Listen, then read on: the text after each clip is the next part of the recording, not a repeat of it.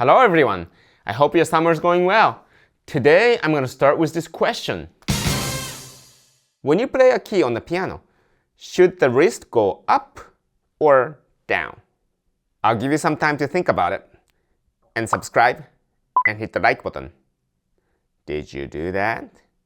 If you've been following my channel, I've talked a lot about how your fingers should play the piano, but today I'm going to focus on the wrist, how it should move with your fingers. For those who've just stumbled on this video, my name is Akira. On my channel, I'm posting videos of my performances, topics related to and not related to music. My goal is to share my knowledge and experience I learned through my day-to-day teaching and also from my own musical training to help you learn and enjoy music better. And I couldn't have survived this long on YouTube without all the help from my sponsors on patreon.com and YouTube membership. Your support has been huge encouragement as I make these videos and also provided financial support to buy necessary equipment. And if you're kind enough to support me for $3 or $10 per month, I'll leave the link to my Patreon page in the description. You can also support me from YouTube directly from right here. Alright, let's start. So to answer the first question, let's take a look.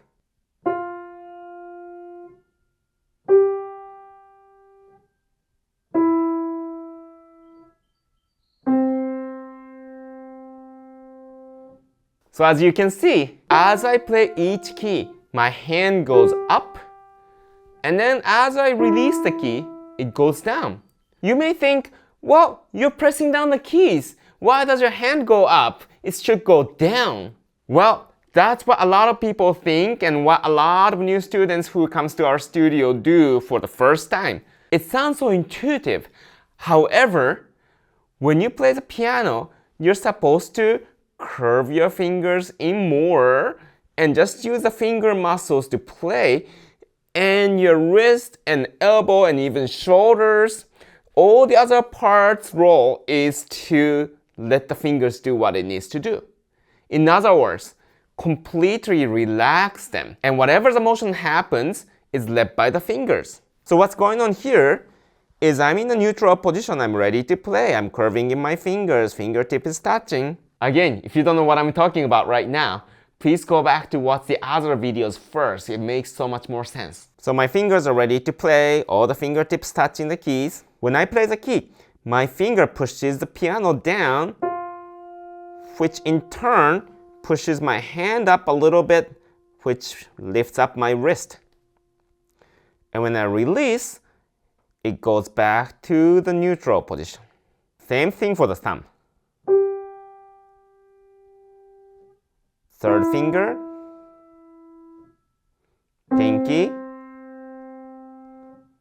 And if I keep playing consecutive keys,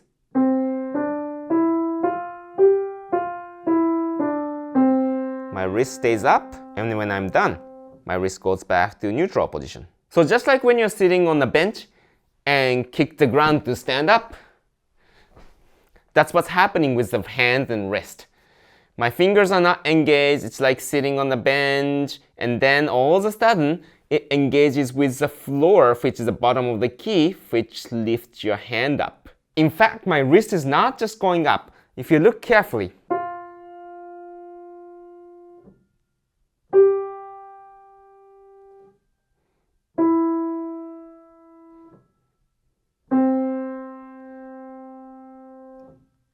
it's actually rolling forward as well. And that's because you're curving your fingers and curving more. So your wrist motion is not just up and down, but it kind of goes up and forward. And the whole hand kind of rolls forward. If your hands and wrists and arms and shoulders and everything is adequately relaxed, this is what should happen. And even though I'm just dealing with these 5 keys without stretching my hand or moving my position, my wrist is still moving from left to right if you look carefully.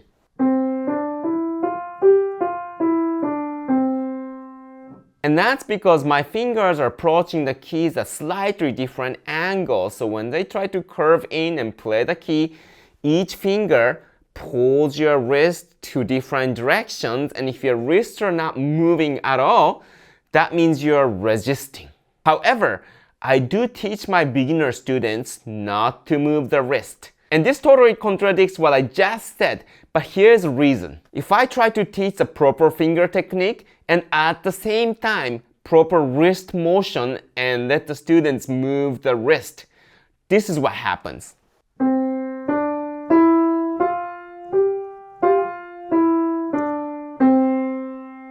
So the wrist is going down to play the key and the fingers are not moving as much. And this is the best case scenario because my fingers are still curved. The worst case scenario is this.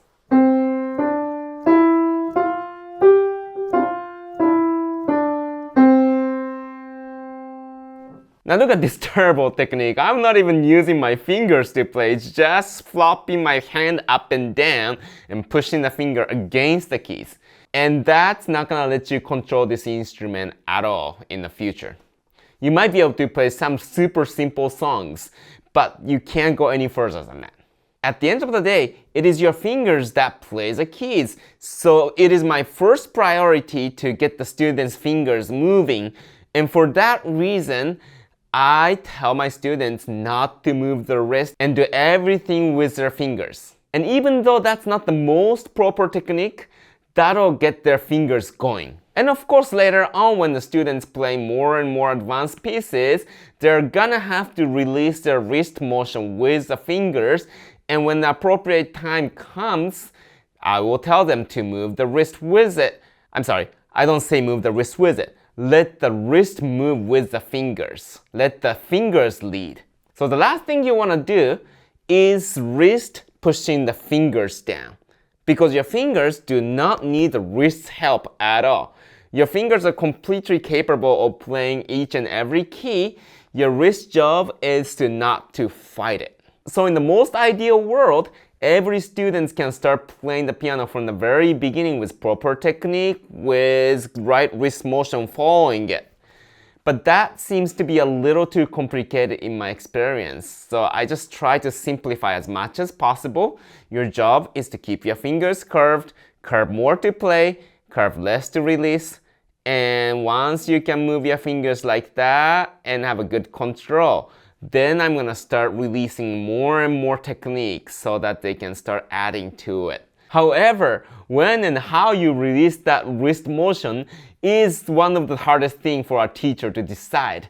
Because if you release the wrist motion too early, then you're gonna develop weird habit that'll actually slow down your progress. But if you don't release it at all, and then the students are not gonna be able to play properly, or even worse, starts developing some wrist problems. So it all depends on the student's technique, how fast they're progressing, and what stage of learning they're at. So in my teaching, the timing when I start allowing my students to move the wrist with their fingers, it totally depends. So what about all these pianists moving the wrist down to play the piano on YouTube? Well, if you're watching the right video of someone who can actually play the piano, because on YouTube, anybody can post anything, you gotta be very careful about that. There are actually times when our wrists go down when we play the keys.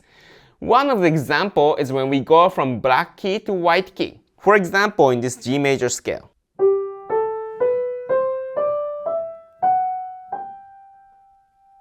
First of all, notice how my hand goes up to accommodate this black key, and what goes up has to come down in order to play the white key, especially if you're using this short pinky. So that's just one example of when your wrist goes down when you actually play the key. And when I touched on this when I did the Bergmutter number 1 tutorial, but when you play something like this,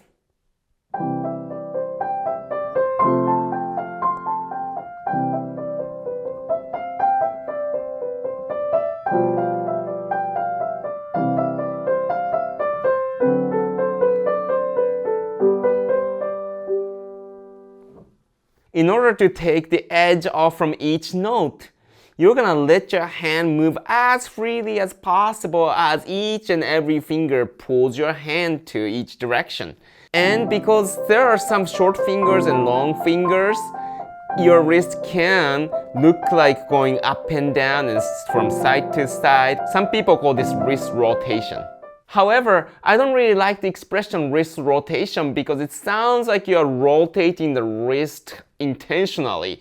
But all it is is really just your fingers pulling the wrist. And as a result, wrist is rotating. Some people who commented on my technical videos actually said, you shouldn't play with your fingers, you should play with your wrist. And I kind of know what they mean by that, but the way they said it is a little confusing and not the best expression as a teacher, because when I hear you play with the rotation of your wrist and not the fingers, this is what I think.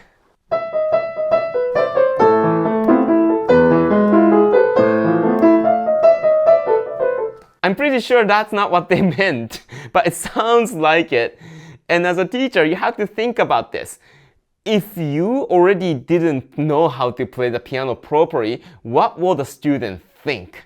That's what I'm always thinking about. And I hope I'm explaining the things the way you can understand easily, even though you don't understand the concept yet. So just to sum up, in the most ideal world with most proper technique, your finger will do all the playing and your wrist will follow whichever the finger pulls it to. However, your wrist motion should never come from the wrist itself. In other words, your wrist should never try to affect the way the finger moves. Your wrist is just following the fingers. But for beginners, I'll be pretty happy if you can just play some simple songs without moving your wrist at all with just the fingers, because that's the first step. Unless your fingers are moving independently, you can't develop anything beyond that. And as you advance, you can start releasing your wrist motion as long as you're not using the release to play the keys, but rather not to fight with the fingers. And because so many people commented on my hand-on video about the wrist motion, here's how my wrist moves when I'm playing hand-on.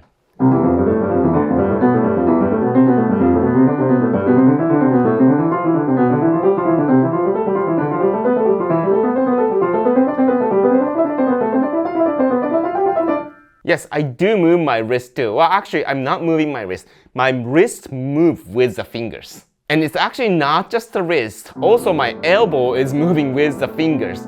So again, my fingers doing all the work and all the other parts from the shoulder and even sometimes my upper body moves with the fingers. So as you can see, my wrists are moving as a result of the finger motion. If I didn't move my wrist at all, that means I'm fighting every single motion from the fingers, and my fingers have to work hard, and my wrist will probably develop some kind of injury. I wish I could explain more about the wrist motion as well in that video, but there's only so much I can explain in each of these videos. That's why I have an online studio where you can sign up for your lesson at your own pace and learn whatever you want about the piano with me, and we can go so much more into details than these videos. Alright, that's it for today. If you learned something or if you liked the video, please hit the like button so YouTube will know this is a good video and spread the word to other people. As always, if you have any questions or comments, please leave them in the comment section. I really enjoy reading everybody's comments,